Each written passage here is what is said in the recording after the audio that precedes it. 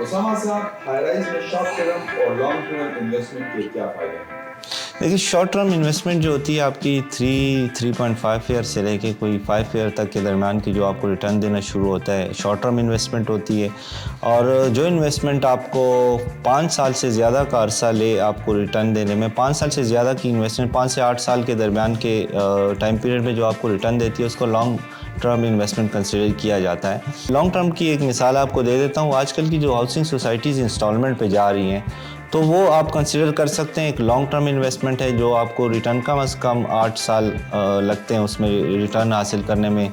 जो आपको एक गेन नेसेसरी चाहिए होता है, वो आपको कम से कम उसमें 8 साल के टाइम पीरियड में वो मिलता है। हालांकि जब आप शॉर्ट टर्म इन्वेस्टमेंट की बात करते हैं, तो आजकल जो प्रॉपर्टी के हवाले से बात करूं, तो हाई राइज की इन्वेस्टमेंट जो है उसको शॉर्ट टर्म कंसीडर किया जाता है, क्योंकि वो आपका जो एक इंस्टॉलमेंट का मैक्सिमम टाइम पीरियड होता है 3.5 से 4 साल के दरमियान, और आपको प्रोजेक्ट भी इसी दरमियान डिलीवर हो जाता है, हैंड ओवर हो जाता है। तो आपको उसको रीसेल भी कर सकते हैं आसानी से, ठीक है। और दूसरा, अगर आप रीसेल नहीं करना चाह रहे हैं तो आप उसको रेंट भी दे सकते हैं। रेंट पे अच्छा खासा रेंट आपको आजकल जो है मिल रहा होता है हाई राइज पे। उसको लोग कंसिडर करते हैं रहने के लिए भी, फ्लैट्स में बेसिकली।